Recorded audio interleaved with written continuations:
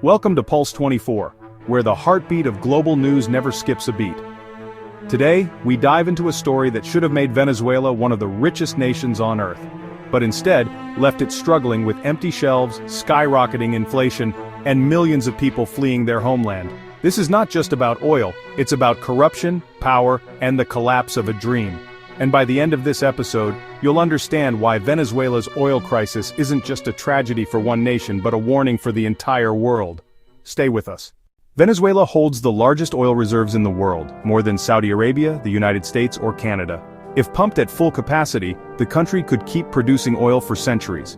But here's the paradox: instead of wealth and stability, Venezuela is drowning in impoverishment, hyperinflation, and chaos. How did this happen? In the mid-20th century, Venezuela wasn't just another Latin American nation, it was the richest country in the region. Caracas, the capital, was filled with skyscrapers, luxury cars, and a growing middle class. The world saw Venezuela as the Saudi Arabia of South America. The secret? Oil. But when the government nationalized the industry in 1976, politics slowly replaced professionalism. What looked like independence became the seed of inefficiency and corruption. The 1980s oil price crash exposed the fragile foundation. Venezuela fell into debt, poverty soared, and discontent grew. That's when Hugo Chavez appeared, promising to restore wealth to the people. He nationalized even more, expelled foreign investors, and filled the national oil company with loyalists instead of experts. For a while, Chavez was lucky. Global oil prices nearly doubled, masking the structural rot. But when the U.S. shale revolution pushed prices down in 2014, the house of cards collapsed. When Hugo Chavez died in 2013, he left his hand-picked successor, Nicolas Maduro, in power. But Maduro, a former bus driver, lacked Chavez's revolutionary charisma. He narrowly won a contested election, inheriting a nation already teetering on an economic precipice, with falling oil production and unsustainable spending. As global oil prices crashed, Venezuela's main revenue source evaporated. Faced with a catastrophic shortfall, Maduro's government made a fateful choice. Instead of reforms, they ordered the central bank to print money, vast quantities of it. This wasn't just inflation, it was a complete monetary breakdown. The currency, the bolivar, became virtually worthless. In 2018, the annual inflation rate surpassed an incomprehensible 1,000,000%. Prices would double in a matter of days, then hours. A lifetime of savings could be wiped out overnight. By 2019, an astonishing 96% of the population was living in poverty. The crisis erased the middle class. A doctor's monthly salary might only buy a carton of eggs. A grim joke began to circulate about the Maduro diet, the widespread unintentional weight loss from chronic hunger. Barter systems emerged, with people trading family heirlooms for flour or offering services for a bag of rice. The formal economy had ceased to function for ordinary citizens, replaced by a desperate, daily struggle for survival. The societal fabric disintegrated. Hospitals, stripped of everything from antibiotics to clean water, became places to die. The national power grid failed repeatedly, plunging cities into darkness. This desperation ignited one of the largest refugee crises in the world. To date, over 7 million Venezuelans have fled, a mass exodus on a scale comparable to Syria's. They are the caminantes, the walkers trekking hundreds of miles on foot, creating an immense humanitarian strain on neighboring countries like Colombia and Brazil. At the heart of the collapse was the oil industry. Years of corruption, mismanagement, and the firing of skilled engineers had gutted the state oil company, PDVSA. Crippling U.S. sanctions designed to pressure the Maduro regime further choked off its access to international markets. Production plummeted from over 3 million barrels a day to a fraction of that.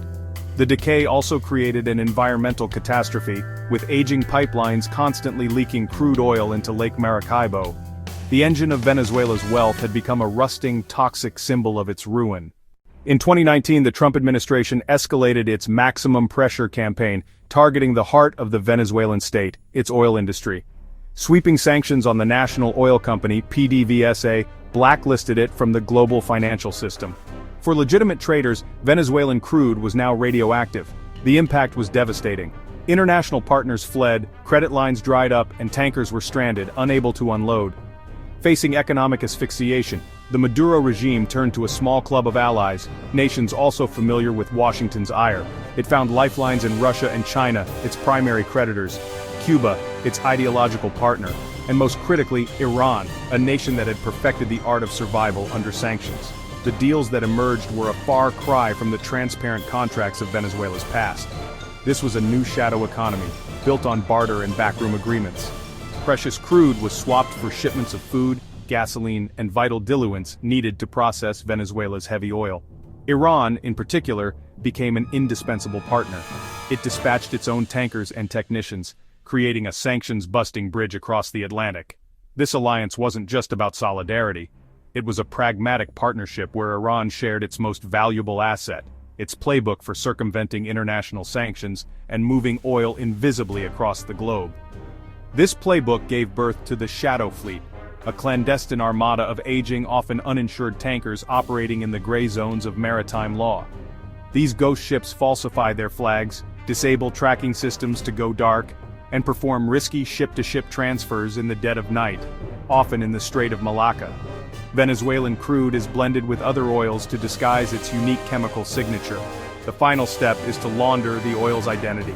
A web of shell companies and expert forgers creates a pristine paper trail, transforming the sanctioned cargo into a legitimate shipment from a country like Malaysia, ready for buyers in Asia. But these backdoor tactics were a tourniquet, not a cure. The cost of this subterfuge was staggering. To attract black market buyers, the oil was sold at massive discounts, forfeiting up to 40% of its value. The opaque deals also fueled rampant corruption, with billions siphoned off by middlemen and regime insiders. While a select few grew rich, state revenues plummeted. The cost was borne by the average Venezuelan, who saw none of the benefits but suffered all the consequences. For them, the story of the Shadow Fleet is not one of clever resistance, but a grim tale of national wealth being smuggled away while the country starves. 17 million Venezuelans had left the country by 2024, making it one of the biggest refugee crises in modern history. The very backbone of society, doctors, teachers, and engineers, had abandoned ship. The health system collapsed, schools closed, and diseases like malaria and tuberculosis returned. The country that used to be doing very well is now having a hard time feeding its people. Venezuela maintains an estimated 304 billion barrels of oil reserves. The potential for wealth is staggering, but without political reform, foreign investment, and an end to corruption, the dream will remain buried underground. The world is also shifting. New players like Brazil, Canada, and the US dominate the oil market. Even though Venezuela has enormous reserves, the majority of them are heavy crude, which is more difficult, expensive, and less appealing to buyers around the world. Oil could have saved the nation, but it will remain a curse unless it diversifies its economy and restores confidence. What lessons can we draw from the tragedy in Venezuela then? The story of Venezuela is the ultimate cautionary tale of the resource curse. The paradox where countries with an abundance of natural resources like oil often end up with worse economic growth and less democracy. It proves that subterranean wealth means nothing without the bedrock of strong institutions. Transparency is the first casualty. When oil revenues are managed in the shadows without public oversight, it creates a breeding ground for corruption on an unimaginable scale. Billions of dollars meant for public services and economic diversification vanish. Accountability is the second. Without independent courts and a free press to hold power in check, leaders are free to make catastrophic decisions without consequence. And finally, smart leadership is the linchpin. Instead of using the oil boom of the 2000s to build a sustainable, diversified economy like Norway did with its sovereign wealth fund, Venezuela's leaders doubled down on oil dependency, creating a house of cards just waiting for the price of oil to fall.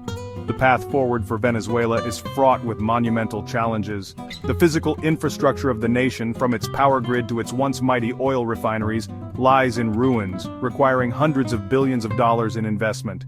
But the invisible damage is even more profound. The country has suffered one of the largest brain drains in modern history, losing the doctors, engineers, and entrepreneurs essential for any reconstruction effort. Rebuilding trust in shattered public institutions will take generations. And beyond the economic crisis, an environmental catastrophe is unfolding. Leaking pipelines and abandoned facilities are causing devastating oil spills in pristine ecosystems. For the rest of the world, Venezuela's story is a multifaceted wake-up call. It's a lesson in energy security, demonstrating the volatility of relying on unstable petrostates. It's a humanitarian crisis that has destabilized an entire region. And it's a geopolitical lesson, showing how a nation's internal collapse can become a proxy battleground for global powers. Wealth wasted is not just an opportunity lost, it's a catalyst for instability that ripples across the globe. Thank you for joining us on Pulse 24. In a world saturated with information, our mission is to provide the context and clarity you need to understand the forces shaping our planet. We believe that by cutting through the noise, we can deliver the world's heartbeat straight to you. If you found value in today's deep dive, help us continue this mission. Subscribe to Pulse 24 and hit the notification bell so you never miss a story. The conversation doesn't end here. We want to hear from you in the comments. What do you believe is the most critical first step for Venezuela's recovery? Can the nation overcome its political divisions? And what role should the international community play? Your voice matters, and on Pulse 24, we keep the conversation alive.